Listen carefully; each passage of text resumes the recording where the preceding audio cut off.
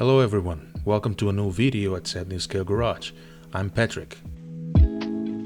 Today I bring you an interesting tutorial about how to make custom decals for our models. We are going to get a little out of the usual line of pure and simple modeling, since today I won't be at the bench, although I hope this will be an enjoyable video for you. It's going to be a bit of a long video while we cover all the content, so grab your favorite drink and make yourself comfortable. Let's get started. There are many models in the cars category that reproduce competition cars and therefore are full of logos or slogans of all the sponsors that contribute to the project of each of the participating teams. All these models come with specific liveries, sometimes two different versions of the same livery or several boxes with the same vehicle from different teams. But from the outset, we are limited to what the manufacturer wants with that box. These models often replicate versions of champions or flashy designs for some reason.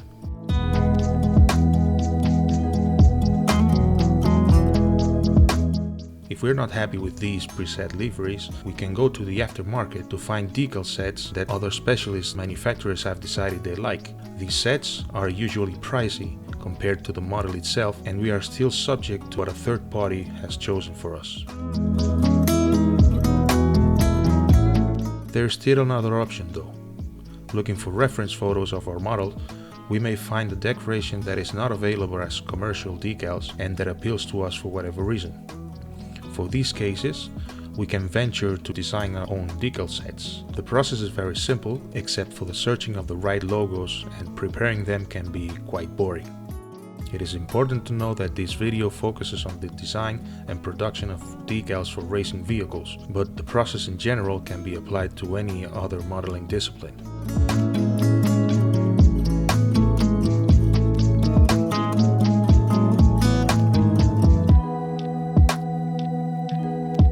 Depending on the type of racing cars, we can find real designs with better image clarity or even made-up liveries on sample and exchange pages of the different driving simulators for PC or gaming systems.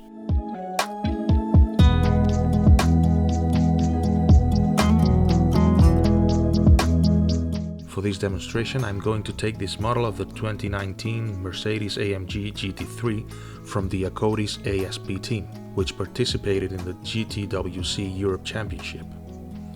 As you can see, it has multiple logos from various sponsors. I have chosen this real model as a reference for this video. The real vehicle corresponds to the Evo version from 2020, while the Tamiya model to use is the previous version between 2016 and 2019. At the date of publication of this video, there is only one adaptation kit for the Evo version manufactured by Slot Fabric. The first step we need to take is to look for photos as large as possible or taken from a close distance so we can distinguish what logos are on the actual model.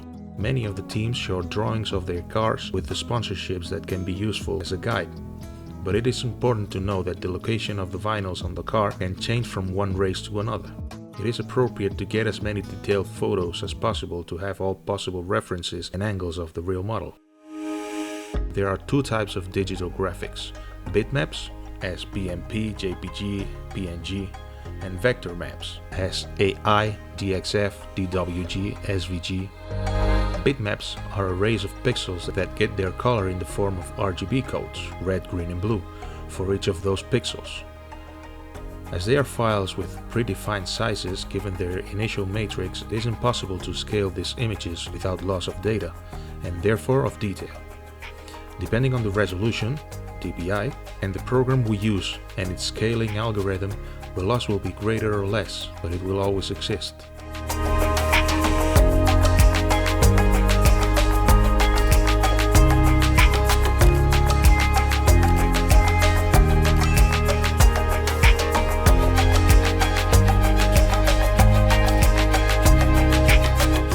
Vector graphics, on the other hand, are image files created by independent geometric entities.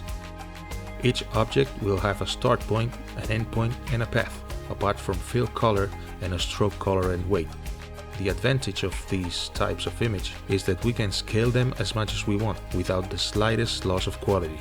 It doesn't matter if we reduce it to 10% or enlarge it to 1000%. The image will always be the same, both in proportion and in aspect.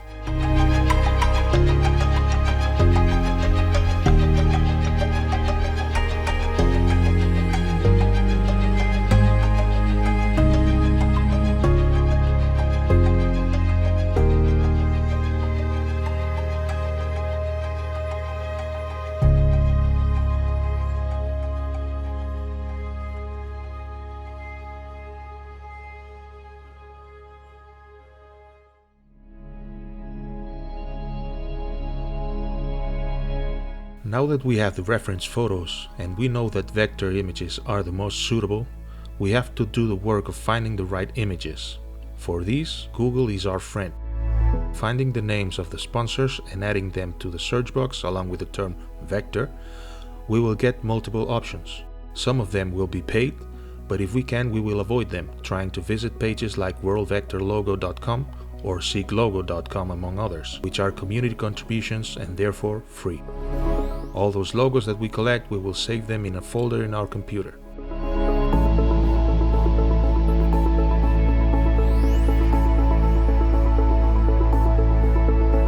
For example, I'm going to start with this Artista logo, which goes on various areas of the car. I type Artista logo vector, and I see I get several entries. The first, at the time of making this video, is the one from brandlogos.net, so I'm going to follow the link. I see that I get a sample of the Artista logo that I have to compare with the one I wanted to search for. I see that it is the same but in different color, black instead of the white in the reference photo. I can download it without any problem since we can modify its color later. Using the download now button, we download it and we will do the same process for all the necessary logos.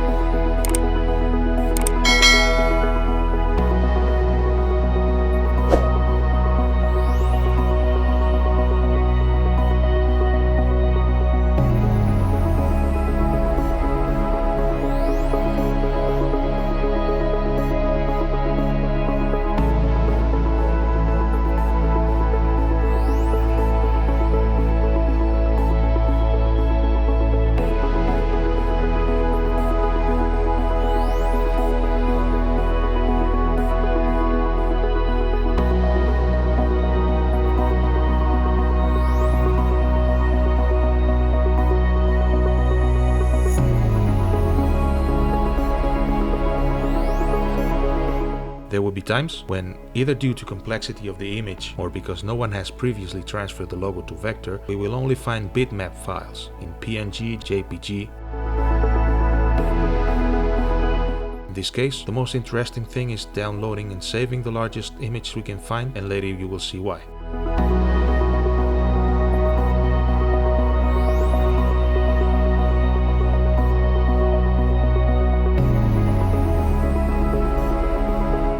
Once we have obtained all the possible logos, we have to move on to the preparation.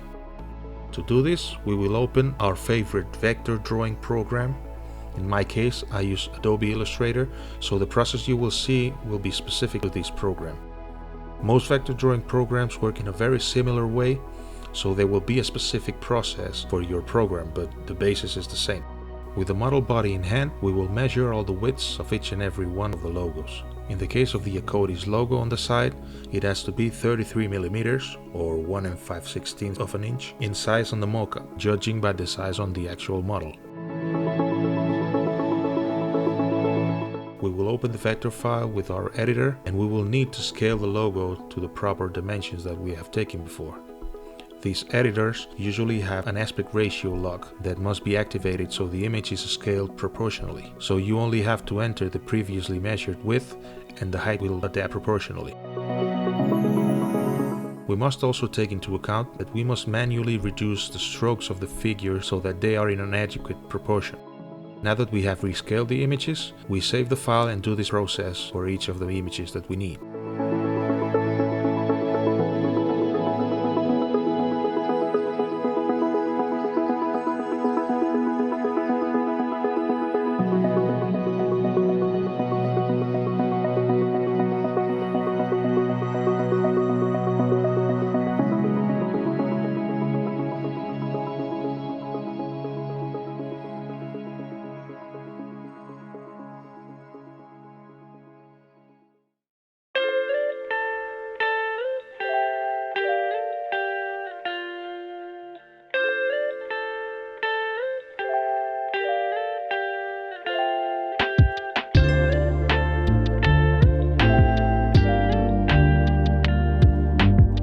For the cases that I have mentioned before that we don't find the logos as vectors but as bitmaps, we can try to convert them into vectors. This operation is called tracing or vectorizing depending on the editor we use. The algorithm of this operation converts bitmap images into vectors, and I have been able to verify that the greater the dimensions of the image, the better it makes the conversion, making straighter lines than if the image was smaller. Whether you want to refine strokes once you have the vectorized result is up to you, but the results obtained at this point are more than enough for our purpose. There will be cases in which some texts will not be vectorized well, or we will prefer to create them directly, for which we can eliminate those inappropriate strokes, look for a similar font to replicate and try to square the text with the original. Windows and iOS come with a multitude of different fonts by default that may be useful to us. If you still can't find a suitable one on your system, you can find many new fonts of all styles at fonts.google.com. In these cases, after writing the appropriate text with a similar font, it is convenient to trace the written letters to be able to manipulate them and do Boolean operations with them. As you probably know, there are several manufacturers and distributors of special paper for water-based decals. There are many brands, but they all can be found in two types: paper with transparent film or with white film. Each one has its advantages and disadvantages. The transparent film helps us to make decals with empty areas, where whatever the color that is in the model will be seen, or not having to adjust the cut of the decal to the line, since the leftovers will not be seen after clear coating. The drawback is that printers, whether are laser or ink ones, use toner and ink that are not 100% opaque, except for the black in the laser toner, with the CMYK primary colors, cyan, magenta, yellow and black. So the surface color of the model will show through and wash out the colors or make details of the decal disappear if the background is dark. To avoid that, we have two options. One would be to mask and paint in white the area and place the decal on top, which would be a lot of work depending on the decal and not very suitable depending on its size. And the other option would be to create a copy of the decal with the same outline as the original but printed in white and place it as a background in the area where it's appropriate. This option involves finding a copy shop that has digital printing, which, being that they call flat ink in the sector, is completely opaque, just like black. With white virgin decal, we solve the problem of the opacity of the background, but we find another problem opposite to the one with the transparent decal. When we need a transparent area in the decal, we have to simulate the color of the painted surface with toner or ink. This can cause a problem in matching color tones, not to mention an even bigger problem if the surface is painted with metallic paints. There is no way to be 100% accurate, and there's also the problem when we have to make a white text. It's simply not feasible to do it with this material. In my case, I prefer to use transparent decal, since I have found a copy shop in my area with a printing surfaces with white toner at a more than acceptable price. Of course, this white decal background would not be necessary for surfaces that already have been painted white. If we choose, as in this video, the transparent sheet, we will make two different sheets of decals, one of color and black and the other one for white. We will make a copy of all the content of the layer to a new layer, and we will hide it so we won't modify it by mistake. For the final graphic mockup, we create a new document where we will insert all the logos that we have edited at their final size. Perhaps it's better to insert the largest decals first and from there place the smaller ones around them. Also, to ease the location of each decal with its position, you can number each of them at your convenience.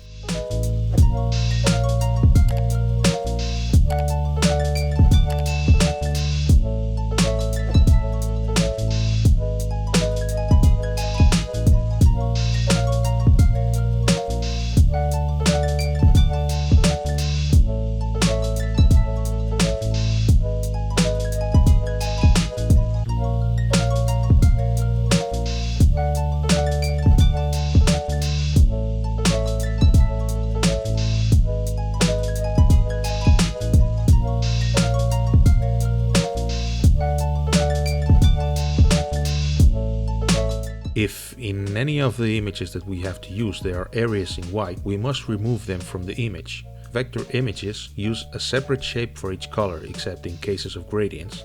So removing white areas from the image will only involve double-clicking on the white part until we can select it individually and then remove it.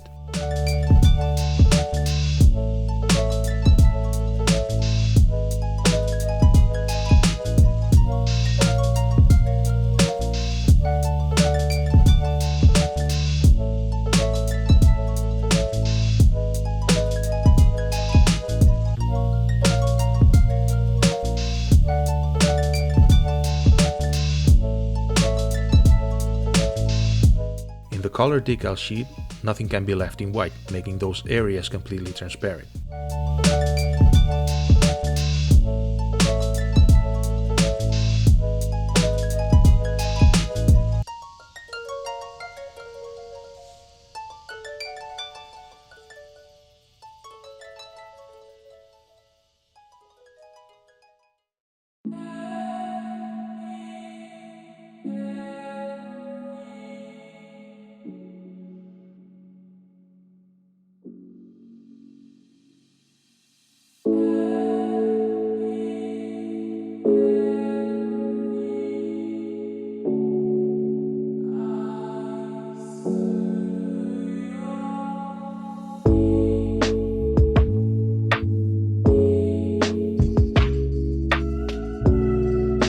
Once we have finished emptying all the white from the images, we will hide this layer and show the other one, to which, unlike the previous one, we will remove all the shapes of a color other than white.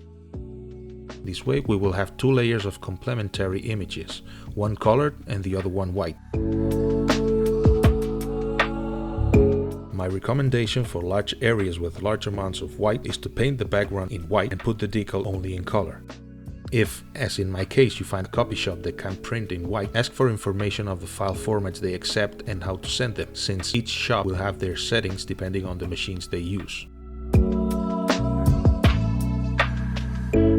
Once we have all the color and white decals placed in their respective layers or different pages, we adapt them to the guidelines that the copy shop has given us and we send them to print. Since the virgin decal sheets are usually an A4 size, roughly, you can take advantage of the space to put more than one different design or make several copies to use in case there is a mishap to your placement.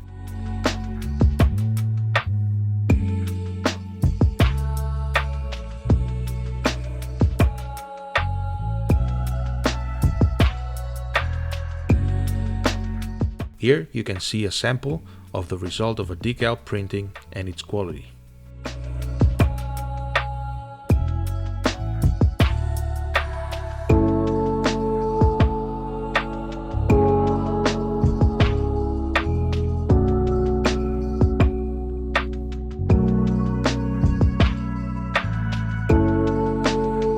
And this is it for today. I hope this long tutorial has been helpful to you and encourages you to try designing your own set of decals. I assure you that will not disappoint you. Regards, have a good one, and see you next time.